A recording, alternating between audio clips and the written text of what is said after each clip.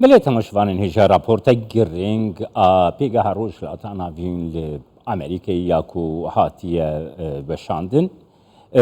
روشا حرما كردستاني روشا روجا باي كردستاني ايجودي دا برچاوان و ديار دكاكو أمريكا دي رولك زيادتر رولك مزنتر دي باراستنا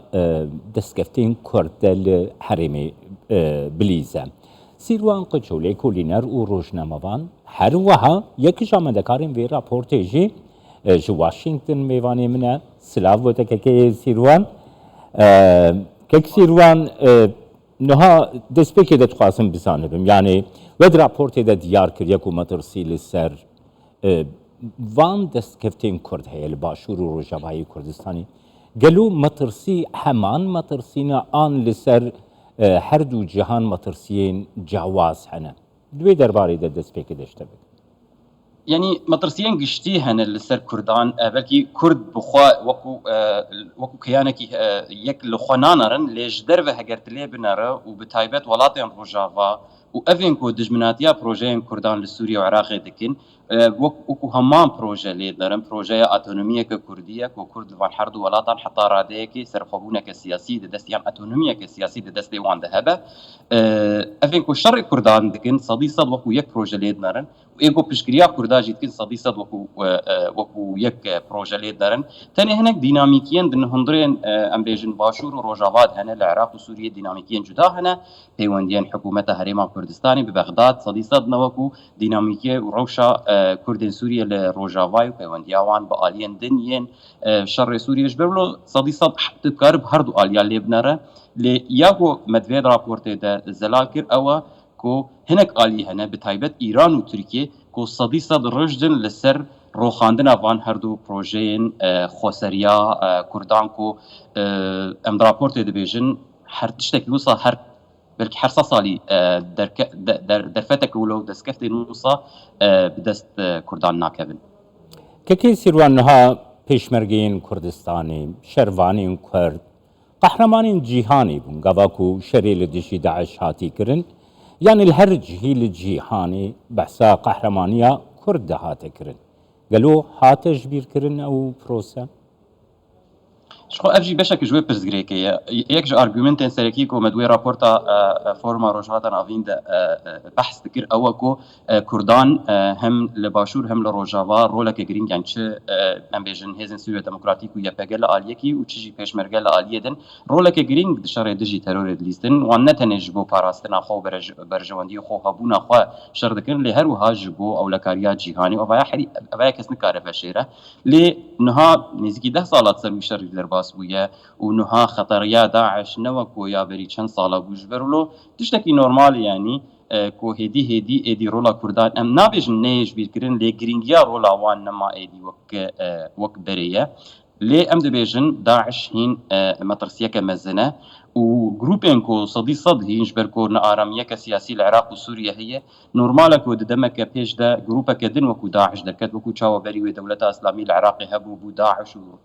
وشر سوريا شر نفوي سوريا درفت داويه كي جبرلو دفي رولا كردان ني جبير كرين لي جبركو ام هرمك نارام دنا دفي ولاتن روجافاي ودسري د امريكا ام دفي رابورتي دج امريكا دا خواز دكن كو رولا كردايا سركي جبير لكن حتى كو كرد كاربن د قوناقه كدن د كاريجرتر واكتيفتر بن وكو تشاوات شر دجي لاحج د اكتيفون دفي اف بروجين وان ين سياسي ورم باراستن دبي اراميك سياسي جبو كردين سوريا وعراق ورا پیدا کرن حتى كو كاربن بركدن باوايكي كاريجر حوال بندن ولاتن روجافاي ودسري د امريكا بن كي سيروان غير ام د رو شهري ما كردستاني ده بگرن يعني ها امريكا يكج مهندسين يكج عند زيارين عراقا نو هات بنافكر او بروسيجي امريكا قالوا كاري دبراتيكي ده براستي يعني عراقك نو عراقك ديمقراطيك عراقك فدرال ده رولا خوبك بيوست بليزا هروها واشنطن هر دم قوتيه نهاجي دبيجي دبيجكو ام داخوازا كردستانك بهيز وعراقك بهيز دكن روشا عراقا بهيز ده ام امريكا براستي برولا خو دليزا ليد روشا كردستانك بهيز ده امريكا رولا خو بيجي دينا قالوا درابولي امريكا كرمك بله يعني امريكا تشتا بو جيف جريك اوكو عراق نبا وكو ام بيجن گلستانه کا پاشیج بو ایرانی هلبتا فایا بویا و جميج و ميليشيان سر بإيراني و اوين كو سردستن لعراق دسلاطا وام جاء هر كسي بهستره امريكا حطارة ده كي تخوازك عراق آرام با بيترجي كو ديمقراط با روش لكردستاني يعني كردستان عراقي بچكي جداي امريكا هينجي هذي دك براستي كو هين درفتك هي كو كونسيبتا ديمقراسية يان ديمقراطي كرنا هريما كردستاني بردسته يعني هين امكان هي هين بيكانه كو كردن باشور دزگهن خوا بيتر ديمقراط بكن كيمانين خوا دواري گندليه ده دوارين مثلا ام بيجن برزگريكن اداري چه برزگريكن كو لهريما كردستاني هنا هين درفت هي يعني امريكا هين جيبوي چابي لدنار براستي وامريكي هين جرينجيا حكومتها هريما كردستاني د سياسة عراقي دتجيبين يعني بيجن هن منا تجارة كو كار بدستكي امريكي تي عراقي يعني تي بغداد بري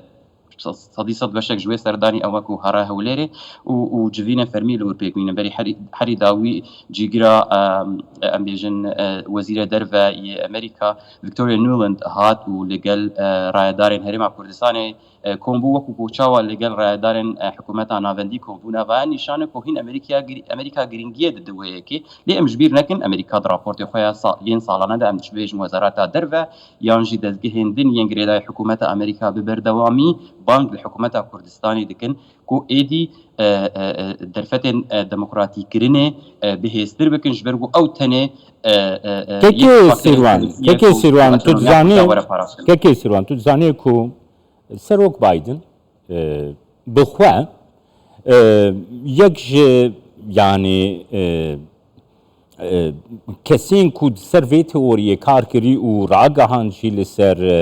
راگهاندن امریکی کو عراق که دموکراتیک فدرال حتی کنفدرال لسر سی بشین عراقی دگاری پیگوره وکن نقشه وی جیدانی بون سروک بایدن گلو او تئوریا خو او دیتنا خو جبیر کر یانجی کنجکتورا دنیای ایرو ریناده ليه لكردستان افيك تي اخافتن يعني سيستمك يكون فدرال زيدتر القرار روشا عراقي دكاره جران يعني ببقى جرانتيك شبو بغدادي شبو حوليرشي كرم كدكيس يعني بري حرتشتي سروك امريكي يك بجرين حري نيزيكين كرداي نج حزار سياد لجنوتو يكي دماكو او هريما كردستاني باواكي فرمي هاتا افاكرن جميع شاغيده امريكا يعني وكو سيناتور بجريا ويذكر باش 10000 سياده ام تظانن يكش بجرين كيم وين يم بارتيا ديمقراط كو بجريا بروسيس رزقار عراقي يعني شرع عراقي كر و اندازيارك وكو تجي بود براستي كسكي خودي بلان بو خودي ديتن ونارين بو قالك جروش عراقي فهم دكا وج سياستا كردانجي فهم دكا وخو نزيكي وي بناف دبو باواكي اكتيف دناف دبو لي امجبير نكن كو امريكا وكو سروك يعني بايدن ونها امريكا دشان صال داويده تفيكو شر دنافرا اسرائيل وحماس انها ديناميكيا سر عرض رجعتا نافين جوهراندن لي دي سي جي امريكا دمن داويده بيتر بالدك شان كو بشك استراتيجياوي يانو اوكو ريل بربر فرهبونا تشيني لجيهاني بقرام بيرناكن كوشر اوكرانيا وروسيا جهين بردوام بلكي اجن يعني امبيجن عراق وهريما كردستاني ند سري ليستا اجندين بايدن دبوج دسبيكا سروكاتياوي حطانها ليه از بيجم بشتي افو يرنكو لغزه دسبيكرن شر يعني حماس واسرائيل روش هاتا گوهرتن ریفبریا امریکی ایدی دبیجه کو گرینگه پابندی روجلاتا نازیم ده و بله گل سیروا بله ببورن بلکی پرسگریک دنگ هبو نه کلام تخلاص کرده گلک سپاس بوده که سیروان جه واشنگتن نگل مبود سپاس بوده